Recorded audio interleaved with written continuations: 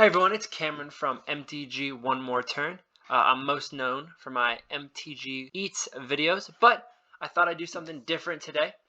The Witherbloom deck was spoiled Friday, and Strixhaven is all about the different schools, and each school has kind of a subject that connects to it. And so, being Witherbloom is the biologist, and me trying to get my graduate in biology, I thought I had to make the deck, and I had to nice little easy $50 upgrade. So this right here is the original deck, copied over from Magic's website. So this is all the cards that comes with it normally. So we're going to talk about the cards that I took out and why I took them out, and then we'll talk about the cards that I'm putting in.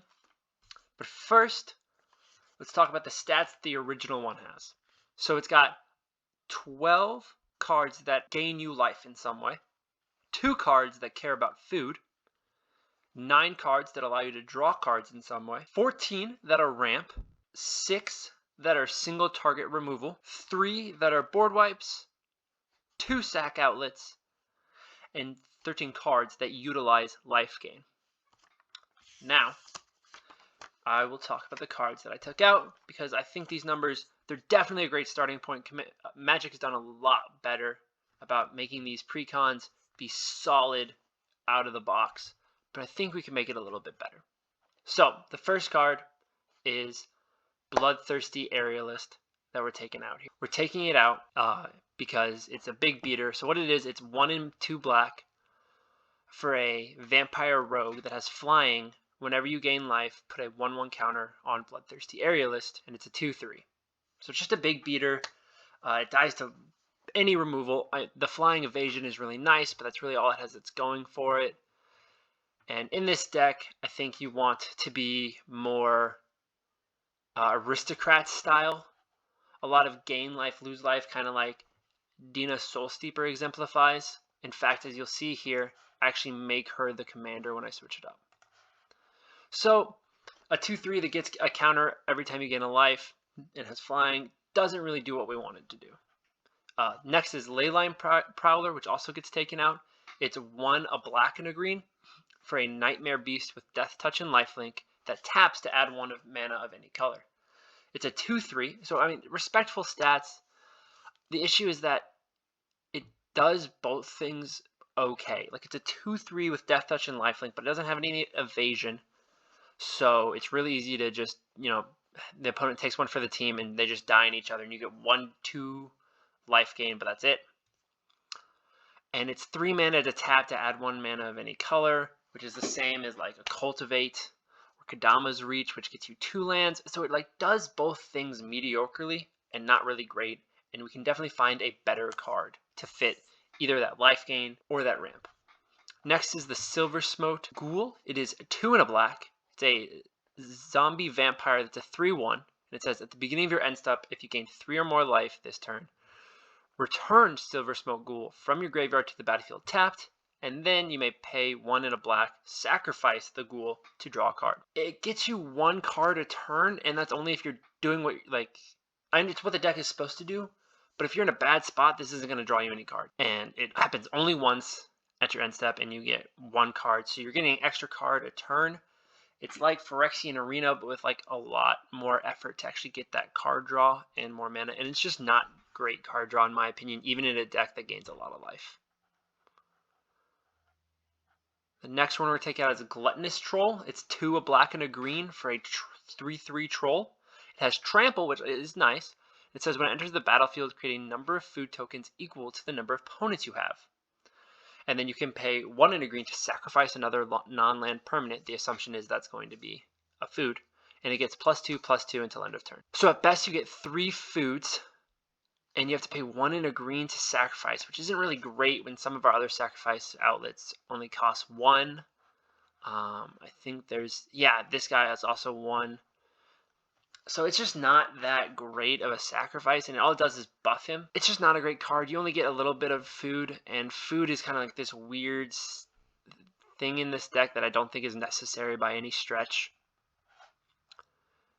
For example, Guillaume I kept just because he creates food more consistently than the Gluttonous Troll. And his sacrifice outlet is a lot better, even though it only sacks foods. It does keep your creature safe. The next guy we take out is the Ageless Entity, which is 3 a green and a green for an elemental 4/4 that says whenever you gain life, put that many 1/1 counters on Ageless Entity. So it's better than our Bloodthirsty Aerialist in that it gains counters equal to the amount of life gained, but it doesn't even have flying or trample or anything. It's another big beater card that we just don't need in this deck because we're definitely going to tune it more towards the Aristocrat style. So the next card that gets taken out is Sapling of Hoffener. It's 3 and then hybrid Golgari for a legendary creature Treefolk Shaman that's a 2/5. It's indestructible, and it says whenever Sapling of Hoffener attacks, reveal the top card of your library. If it's a creature card, you gain life equal to that card's toughness, lose life equal to its power, then put it into your hand. This is kind of like the Ghoul, where you're at best gaining 1 card a turn, and you're going to gain life equal to its toughness, which is nice, but you also lose life equal to its power. It's just not that great. I mean, it's indestructible, which is cool, but you're still only gaining 1 card a turn, and there's a lot of better ways to draw cards than that, especially in green and black. We also took Tavash out. Tavash comes with the deck. He's one of the new cards, and he's a really interesting creature. He's just not really what the deck's trying to do. So Tavash Gloom Summoner is 4 and a black for a legendary creature human warlock with lifelink, and at the beginning of your end step, if you gained life this turn, you may pay X life, where X is the amount of life you gained this turn. If you do, create an XX black demon creature token with flying. So you gain all this life, and then you immediately use it onto this demon, which again dies really easily to removal. And this isn't a token strategy, so it's not like we're populating. And I feel like you want to utilize that life, yes, but not in the sense that you just waste all the life you gained. Because if you're being hit, you don't want to do this, and at best you get it 1 a turn.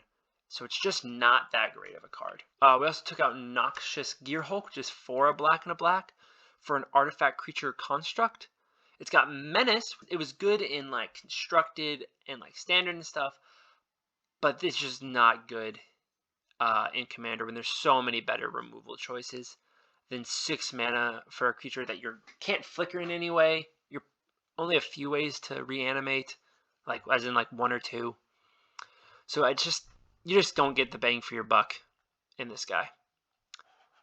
Similarly, Sproutback Trudge, which is 7 a green and a green for a 9/7 Fungus Beast. Okay, so it's got solid stats. The spell costs X less to cast, where X is the amount of life you've gained this turn. Okay, so you're averaging usually gain a good life gain deck's probably gain 3-4 life a turn. So this guy is usually costing 5 or 6 mana, and that's pretty rough, even for a 9/7 with trample that you can cast it over and over again from the graveyard. But I guess exile, but it's just a 9/7 trampler. That's all it really is. And if you really want to spend your mana each turn casting this guy, I just feel like there's better things to do with your mana than cast a big beater, especially in a deck that's all about life gain and life loss. We kept him. Elixir of Immortality, it has that shuffle effect, which is nice, but there's better cards to gain you life. It gains you a chunk of life real quick, and it shuffles your graveyard. But Mill isn't super prevalent. Even though I do have a Mill Commander deck, it's not super prevalent in Commander. So I just don't think it's that big of a worry. And there's better ways to gain life. Sun Droplet is actually trash. Sorry, I should clarify. Elixir of Immortality is a 1 mana artifact that says pay 2 and tap. You gain 5 life, shuffle the Elixir of Immortality and your graveyard into their owner's library. So it's definitely not bad, it's just there's better choices. Then there's Sun Droplet, which is a 2 mana artifact. Whenever you're dealt damage, put that many charge counters on Sun Droplet. Oh, okay, right. So you think maybe you take that damage and then you can move all those charge counters on your upkeep, gain that life back. No, at the beginning of each upkeep, you may remove a charge counter from Sun Droplet. If you do, you gain 1 life. So it guarantees you gain 4 life over the course of a turn, of a turn cycle. But if people are hitting you, they're probably hitting you for more than 4. So I feel like it like mitigates it, but I don't think it helps enough to really do the work. And there's another card that I think works better in this situation. Next card we take out is Paradise Plume. It's 4 mana for an artifact that taps to add 1 mana of any color, and when it enters the battlefield you choose a color. Whenever a player casts a spell of the chosen color, you may gain 1 life. So it's definitely trying to get that gain life game plan, but it's 4 mana for a mana rock that only gets 1 mana? No, thank you. I have better ways to gain life and better ways to ramp, and so it's just not where we want to be. Keeping all that. Actually, Gift of Paradise, similar to Elixir of Immortality, where it doesn't have like a bad effect. It enchants a land, so it's 2 and a green, enchantment or enchant land. When it enters the battlefield, you gain 3 life, and the enchanted land has tap, add 2 mana of any one color. So it does ramp you, which isn't bad by any stretch, but there's better versions of ramp at 3 mana. In the life gain, there's better way. It's just one of those cards that they're like, it's just doing average on both things, and I'd rather take all the average things that do like average of both and put in good stuff for one or the other. Like, it's really good at gaining you life or really good at ramping you. So we kept all that. The next card we're going to take out, I believe, is coming up soon, in Ancient Cravings. There's another card we're going to put in. So Ancient Cravings is 3 and a black. For a sorcery, you draw 3 cards, you lose 3 life. So it's kind of like that burst card draw, but there's another card that just came out in Strixhaven, or will be coming out, that's just better. I mean, the way the deck how I edited and upgraded it, it just gets the job done better than Ancient Craving, and its instant speed. It was one of those 1-for-1s where I was like, this is just objectively better in this deck, and we'll talk about that when we get to the edits. Deadly Tempest. So you make a few pests in this deck. So Deadly Tempest is 4 and 2 black. It's a sorcery for destroy all creatures. Each player loses life equal to the number of creatures they controlled that were destroyed this way. So it destroys all creatures, right? And then each opponent loses life. The idea is that you have a bunch of those pests, or in general you've gained enough life that this doesn't hurt you as much. But better board wipes, and specifically this is another instance where there's a board wipe in Strixhaven that just works better with the pests, and I think gets the job done in such a way that it just gets the job done for that spot. And Deadly Tempest, you gained a bunch of life. You don't want to you want to gain that life from those pests. You don't want to net even all that often. There's one instance where I think it's okay, and I put it in the deck. This is Trash Ramp. Nissa's Renewal, 5 and a green.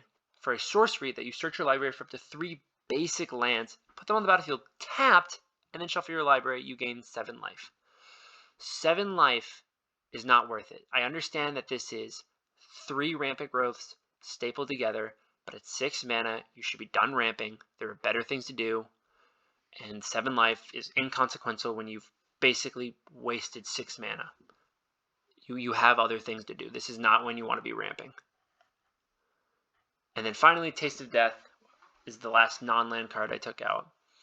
It's 4, a black and a black for a sorcery that says each player sacrifices 3 creatures, you create 3 food tokens. Again, with this weird kind of food thing, I understand like the idea, but they just didn't put enough in there, and just generally it's just meh. And having each player sacrifice 3 creatures is nice, but you're always going to get their worst creatures, and this doesn't really get any benefit for you because you have to sacrifice 2. And I think there's another card from Strixhaven that just gets this job done a little bit better, where you don't sacrifice as much, but you get more out of it. As for lands, I did take out a few lands. I took out the Gingerbread Cabin because it enters tapped if you don't control 3 or more forests. And again, we don't really care about this food thing except for the very one card. I took out Sapseep Forest because again, it enters tapped, and I try to avoid cards entering tapped unless they have a really nice ability stapled onto that entering tappedness. And you can pay a green to tap it and gain a life, but you can only activate this if you control 2 or more green permanents. It just doesn't seem like what I want to be doing with my green mana. And I especially don't want a card that enters tapped. And then there's Rogue's Passage, which is a land that says tap to add a colorless or pay 4 and tap. Target creature can't be blocked. And again, I went more of an aristocrat style deck, and so we just don't care if our creatures aren't blocked. Like, it's not that big a deal. So what did we add in? So our new one is going to have 22 ways to gain life, 10 card draw, 11 ramp, but it's good ramp. It's going to have 9 single target removal. Still have 3 board wipes, but we've changed it a bit. It's going to have 4 sack outlets because we want to be able to make sure we can kill stuff if we need to kill stuff. And we're going to be able to utilize that life gain 16 different ways. So we've pretty much gone up in almost every area except that we've taken out food and we've gone down on ramp a little bit. So what did we add in? Let's start from the top. Like I said, we took Dina and we made her the commander because we weren't going more aristocrats, so we want that basically that sanguine bond, right? Sanguine bond.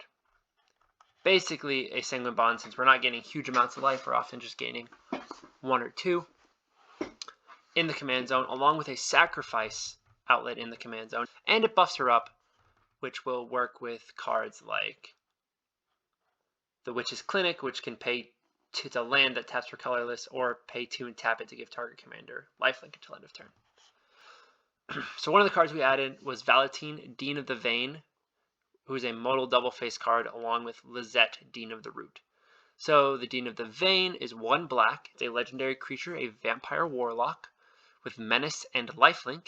If a non-token creature an opponent controls would die, exile it instead. When you do, you may pay 2. If you do, create a 1/1 black and green pest creature token with, when this creature dies, you gain 1 life. It's going to be a reoccurring theme with cards I put in. The pests are a strong vibe in Witherbloom. And so Valentine's really nice. Actually, the making the pest is like a cherry on top, but it's that idea that if a non-token creature an opponent controls would die, exile it instead. Super nice. It hates on graveyard strategies, which are really prevalent in Commander. And it makes life just a little bit harder for the rest of the decks. Especially when you're doing some other cards that like return cards to the graveyard, to your hand, and you can demonstrate, which lets you copy it if you let someone else have an additional copy, and they have no cards in their graveyard because you've exiled other creatures. Another choice is Lizette, his back basically. Dean of the Root, which is 2 and 2 green for a legendary creature human druid who is a 4/4. Whenever you gain life, you may pay 1. If you do, put a +1/+1 counter on each creature you control, and those creatures gain trample until end of turn. So we're making all these pests, plus we have plenty of creatures as well. And Lizette just kind of buffs them up so that if we have to start attacking to finish off those last little bits of life that our opponents have, she gives them strong power and trample to kind of finish that job. Another card we added was Viscera Seer, who is 1 black mana for a creature, a vampire wizard, that has sacrifice a creature, scry 1, and it is a 1/1. We added this dude just because he's a nice, cheap sack outlet, so when you're sacking all those little pests, you can scry, figure out where you're trying to dig to find that next card you need. Now we're sacking all those cards, so we need something to really profit off it besides Dina. So you have Zulaport Cutthroat, which is 1 and a black, a human rogue ally, 1/1. It says whenever Zulaport Cutthroat or another creature you control dies, each opponent loses 1 life and you gain 1 life, which would then trigger Dina because you gained a life and they would lose an additional life. So he is really solid in this deck because we're going to be sacrificing those little pests for value a bunch. Following that is the Sedgemoor Witch. We do have about, to keep in mind, we have 23 instants and sorceries. Sedgemoor Witch is a 2 and a black creature. She's a human warlock, 3/2 with menace, ward, which is a new mechanic in Strixhaven, which says her ward is pay 3 life. So whenever this creature becomes the target of a spell or ability an opponent controls, counter it unless that player pays 3 life. She also has another new Strixhaven ability, Magecraft. Whenever you cast or copy an instant or sorcery spell, create a 1/1 black and green pest creature token with, when this creature dies, you gain 1 life. For now on, I'm just going to say, if we're talking about pest, I'm just going to say create a pest or create X many pests. So yeah, she's really solid. We're casting instants and sorceries, so now our removal spells also net us another creature. Just a really card overall, and she has that nice ward to dissuade people from using the removal on her. The next card we put in was the Accomplished Alchemist. It is 3 and a green for a creature elf druid. It has tap, add 1 mana of any color, but it also has tap, add X mana of any one color, where X is the amount of life you've gained this turn. So it's got a nice floor of being a 4 mana 2/5 that still taps to add 1 mana, but this, like I said, this deck's gaining bunches of life. It'll often tap for 3-4 plus mana, which will help you ramp out some of our bigger spells, like the ones that I will be talking about later. Another 4 mana creature we put in is Pitiless Plunderer, who's 3 and a black for a human pirate who's a 1/4, so another solid blocker. And whenever another creature you control dies, create a colorless treasure artifact token. With tap, sacrifice this artifact, add 1 mana of any color to your mana pool. So this is awesome. We're sacrificing all sorts of pests, we're sacrificing our creatures. Pitiless Plunderer is going to help make treasure for each of those sacrifices, which allows us to basically go off and have a really explosive turn as we're sacrificing lots of pests, making treasure, using that treasure to make more pests, and then sacrificing those pests, and so on and so forth. The last creature we added is the big Elder Dragon himself, Belderos Witherbloom, who's 5 a green and a black for a legendary creature Elder Dragon, like I said. It is a 4/4 with flying, and it says at the beginning of each upkeep, create a 1/1 black-green pest. And, because as if that wasn't good enough, you can pay 10 life to untap all lands you control, but you can activate only once each turn. What a great use of all that extra life you're gaining, right? Untap all your lands and then just keep going. So this, plus Pitiless Plunderer, plus some Sacrifice Salads and making all these pests, and you can really have a very explosive turn. But even at that base level, he is making a pest each turn, which allows us to have the ability to trigger our life gain things if necessary on almost anyone's turn, as long as we have a sack outlet and our pest boys. So as long as he survives 1 rotation, he's already made you 4 pests. It's just a really solid way to start getting those little guys out and start gaining life. I took out Sun Droplet. Remember, I took it out for this card. I think this is better, in my personal opinion. It's Fountain of Renewal. It's 1 mana. At the beginning of your upkeep, you gain 1 life. So it has a much lower ceiling than Sun Droplet. You're getting 1 life a turn as opposed to 4. But also, it comes with that handy dandy pay 3 taps, sacrifice it to draw a card, and it will always gain you the life. And when you don't need it anymore, you sack it. One of the new Strixhaven cards, because I added a bunch in here because they're really awesome, is Pestilent Cauldron, which has the backside of Restorative Burst. So Pestilent Cauldron is 2 and a black. It's an artifact. It has 3 abilities, one of which is tap, discard a card, create a pest. The other is pay 1 and tap. Each opponent mills cards equal to the amount of life you gained this turn. And finally, there's pay 4 and tap, exile 4 target cards from a single graveyard, draw a card. So it's clear that they kind of go on top of each other, right? You discard the card, you create a pest.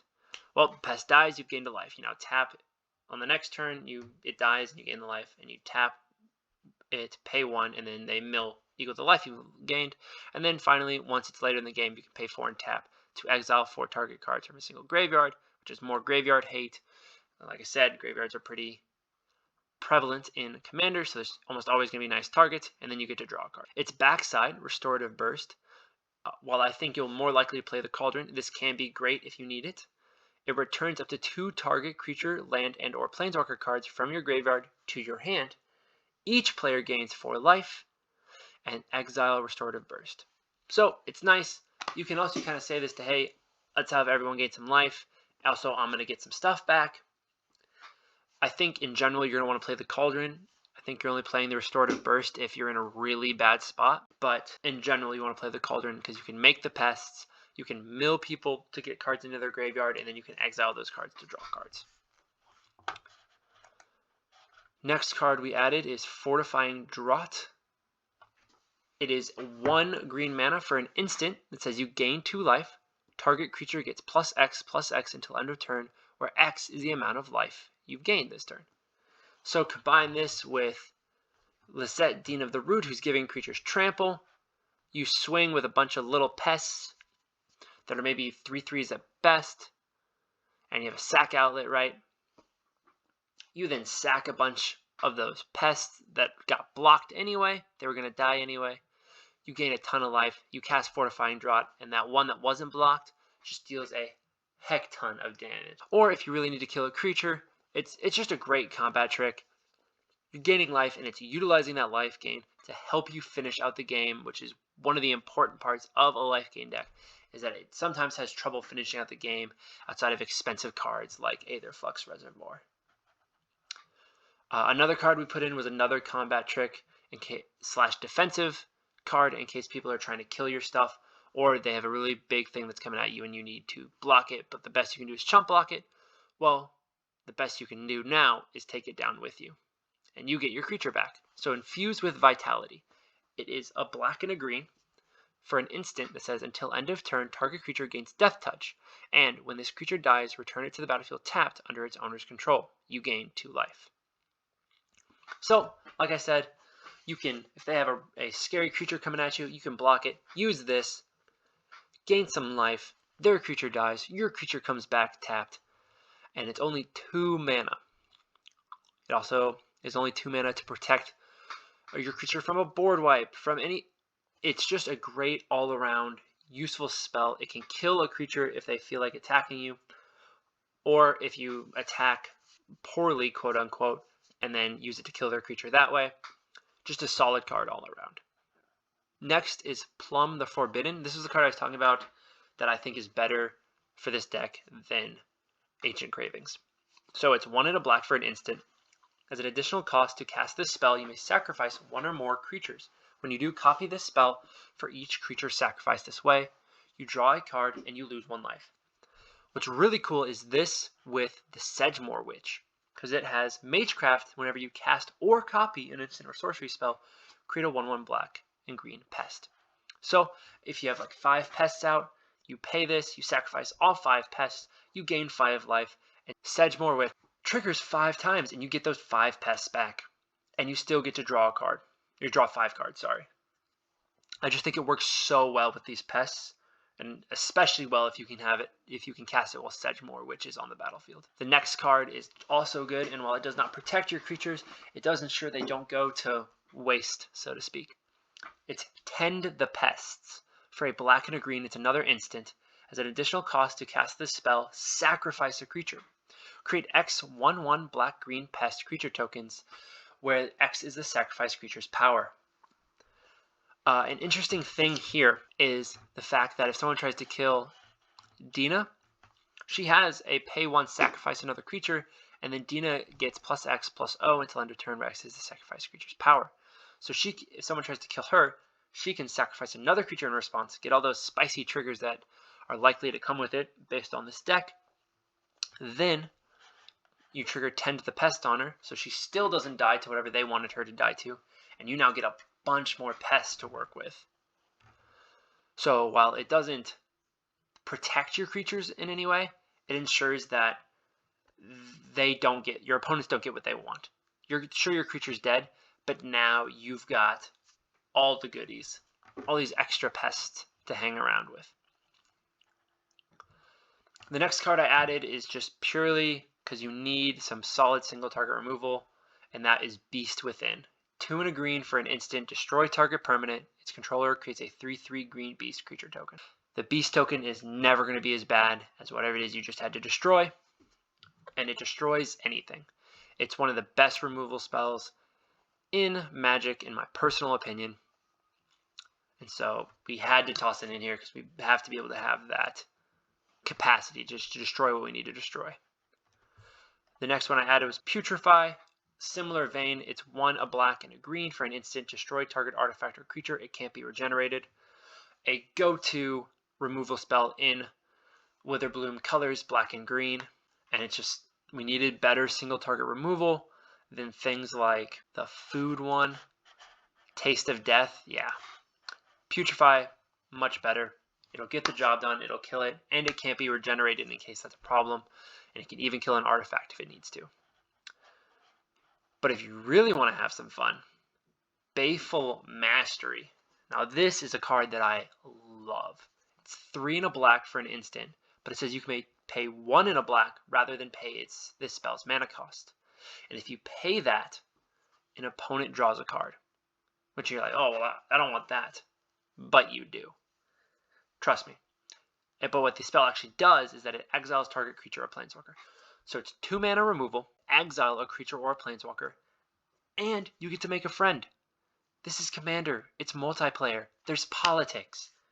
And it doesn't say the person whose creature you exiled. It says an opponent. So you make a deal with player A to say, hey, player B is getting out of control. Can drawing a card help you get there? Yeah, awesome. I'll deal with player B's worst creature. And player A gets to draw a card. So now we're both in a better position. And player B is now in a worse position. Plus you have a little friendship, a little IOU from player A that you can cash in later to help you finish the game in your favor. Commander is all about politics, and this is just what a great way to get it started. As for more single target removal, we tossed in Deadly Brew, so we're on to sorceries now. It is a black and a green for a sorcery. Each player sacrifices a creature or planeswalker. You might be like, but Cameron, you didn't like Taste of Death, and that sacrificed 3, so why would you want one that only sacrifices their worst creature? And you still have to sacrifice. Well, it's because if you sacrifice a permanent this way, you may return another permanent card from your graveyard to your hand. And you make a ton of pests, which are tokens, which are permanents. So you're sacrificing a pest that you want to sacrifice anyway to get all those triggers. And you get a useful and important permanent back from your graveyard to your hand.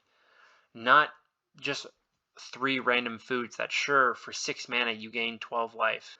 This is going to get a card back, it's going to put you back in a good position, and you'll at the very least cut down their creatures. And who knows, maybe, if you're lucky, one of them's a Voltron, and that's all the only creature they have out there. So, stinks to sting, down goes their creature.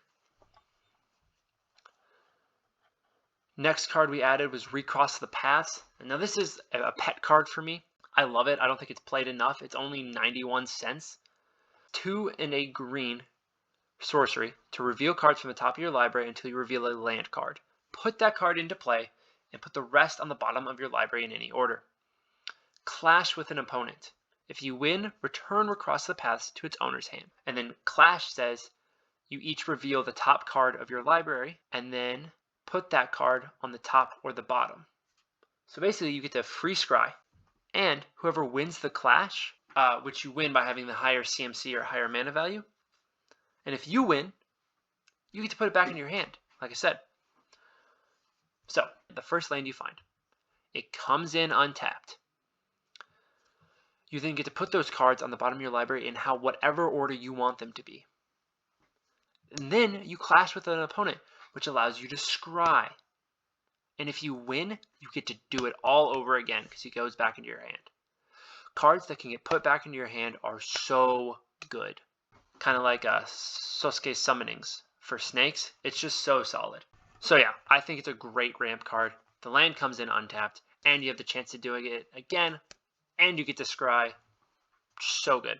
Next is Culling Ritual, which is a kind of a board wipe. So it's 2, a black and a green for a sorcery. It destroys each non-land permanent that's with a mana value 2 or less. Okay, so we're not destroying a whole lot of things. We're definitely taking out all their rocks and their mana dorks. And seeing as we're black and green, we can probably handle that better than they can. But there's more. You add a black and a green for each permanent destroyed this way. So not only are you destroying all their stuff, you're ramping from it. And you only need to destroy 4 things to break even and 5 to get a little extra. And wouldn't you know, the deck makes a ton of tokens. It makes those pests that we talked about. So you destroy all of them, get all those triggers of life gain, which are individual life gain triggers for Dina, and you get to ramp a ton. So while you're not killing their huge stuff, that's okay. This is going to help fill that explosive turn as you ramp super high and cut their mana out from under them for many mana rocks or mana dorks that they have. And that is all of it. If you guys have any questions about why I added what I added, why I decided to make it an Aristocrats deck, feel free to put it in the comments. As always, like, follow, comment, all that jazz. Ask me questions, talk. I love to hear what you guys have to say. But yeah, thanks for watching. Have a supercalifragilistic expialidocious day, and I will see you in the next video.